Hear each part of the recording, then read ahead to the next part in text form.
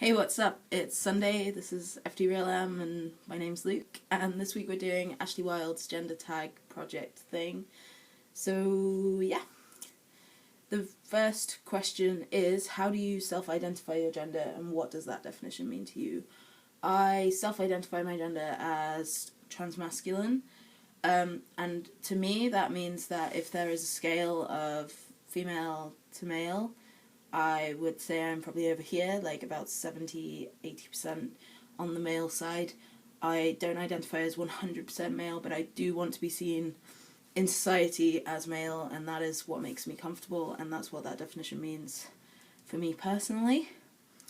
What pronouns honour you? I use he, him, his pronouns, or they, them, theirs, but pretty much the majority of people use he, him, his for me, and that is a-okay, and I like that, and that's what honours me. Number 3, describe the style of clothing that you most often wear. I wear band t-shirts or button-downs and jumpers and hoodies, hats, bobble hats, peaked hats, shorts, jeans, shoes, boots. Pretty standard clothing choices, I think. Yeah. Talk about your choices with body hair. How do you style your hair? Do you have facial hair? What do you choose to shave or choose not to shave? I don't shave anything.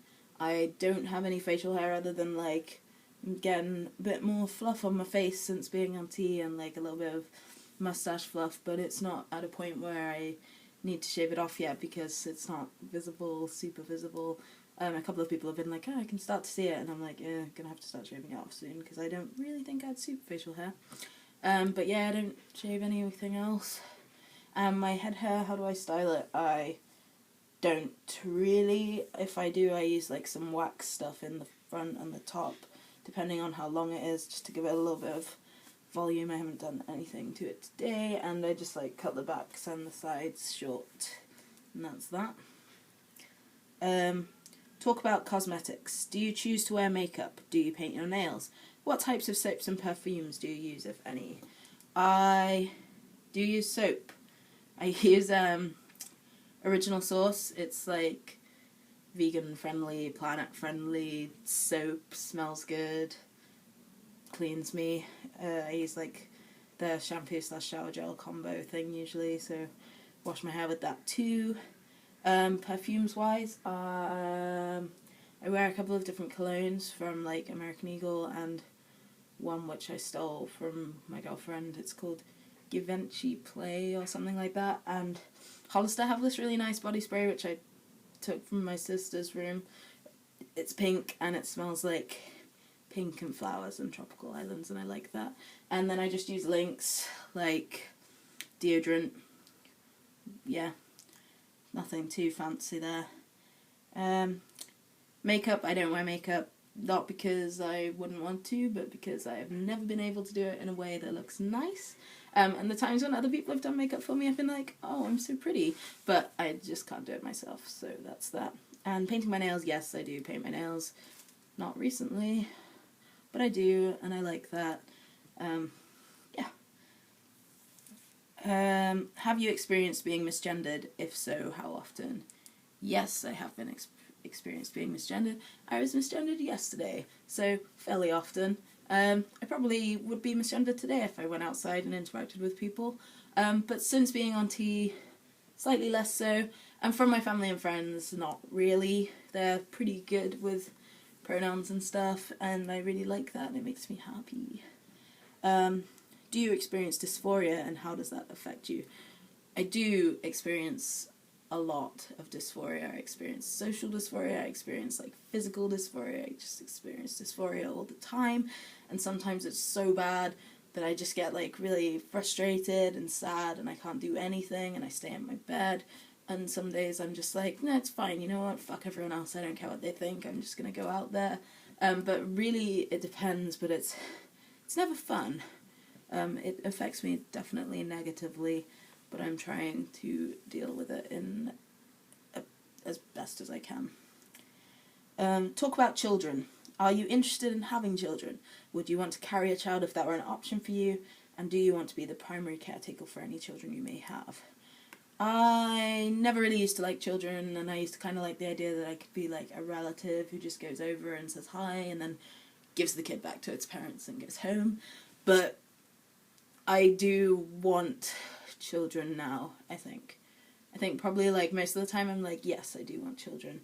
I would absolutely not like to carry a child. I've never wanted to carry a child, and that's part of the reason why I was always like, no, I don't want children, because when identifying / presenting as female, that was always a thing that was like, oh, you can have children, you can like have a child, and I don't like that. Pregnancy, it freaks me out, honestly, and whenever people are pregnant around me, I'm like, great, I'm really happy for you, but like, I don't like to think about how that works, and it makes me uncomfortable, and like, I don't know. But yeah, I do want to have children.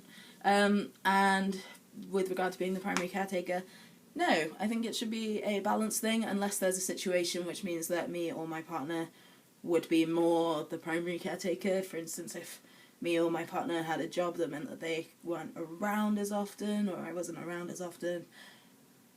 But I think it should be an even thing. Everyone should contribute, and I think that it's important for a child to have perspectives, and that's not to say that single parent families are not successful, because they have the input of other people around them as well, and I just think that like children should be loved and nurtured by as many people as possible. And yeah, I would like to care for the child, but I wouldn't like to be the primary caretaker. Prompt number 9. Talk about money. Is it important to you to provide for a family financially if you choose to have one? Is it important that you earn more than any partner you may have? And do you prefer to pay for things like dates? Are you uncomfortable when other people pay for you or offer to pay for you? Money is important in the sense that to do a lot of things in modern society, you need money, and that sucks because I don't have a lot of money, and I have more money than people who really don't have a lot of money, and so I don't know, but I think money is given a value that I think as long as you have enough money, whatever that means to you, to like feed yourself and clothe yourself and have a roof over your head, that's all that I really want. I don't prefer to pay for dates, to be honest, no. I do like to pay, and I like to treat, and I like to give, and that's a good way, I feel, to express love and like to give to the people that you care about. But as I say, I don't have a lot of money, so yeah, I don't feel uncomfortable when people offer to pay for me. With all my friends and with my girlfriend, we have like this kind of thing where we'll pay one time, someone else will pay another time, and it all balances out, and I try to implicate that as much as I can in my life, but there are some times where I'm like, I'm not going to be able to pay back for this for like a long time, and that's the time that it makes me uncomfortable, because otherwise I know that I can just give it back and it's no big deal. But yeah, and I like being paid for as well, because I like to be treated sometimes too, as long as it's like fairly even. In terms of earning more money than my partner, not important. As long as we are both contributing in whatever way we can to the family unit or whatever, as long as there's enough money to go around, and as long as I don't feel like I'm not providing and they don't feel like they are not providing, then I don't think it matters that much who has like the most, because as long as you're both contributing whatever way you can and you are cool with that, then I think it's a good system. So it's not really important to me, but it is, because you need money to do things. Prompt 10, which is the final one, is there anything else you would like to share about your experience with gender? Yes. My experience with gender has been largely in the past couple of years that I've really, really questioned. But I think that gender should be something that is brought up when you're younger, so that you have a chance to explore it. And talking to one of my housemates, just before I came out as trans to her, she had like been watching a bunch of YouTube videos, and she was like beginning to understand non-binary identities, which was really fortunate because she had some like background of knowledge, so as it like came at all the right time. But she said that from that she questioned herself, and she came to the conclusion that she was a cisgender female. And, like, great. I think that everyone should be encouraged to explore their gender, their presentation, their identity, what it means to them, and what it means to project it into the world.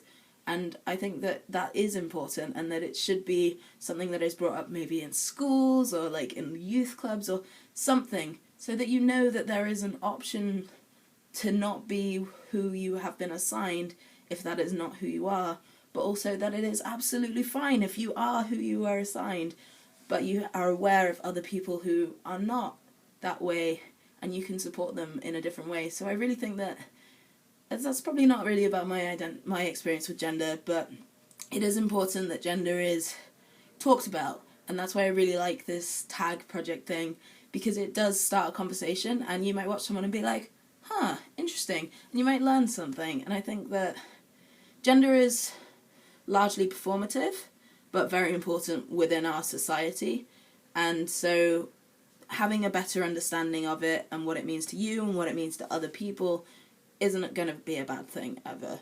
So, yeah. That is all the questions. I hope you've all had a really great week, and I'll catch you next Sunday. See you later. Bye.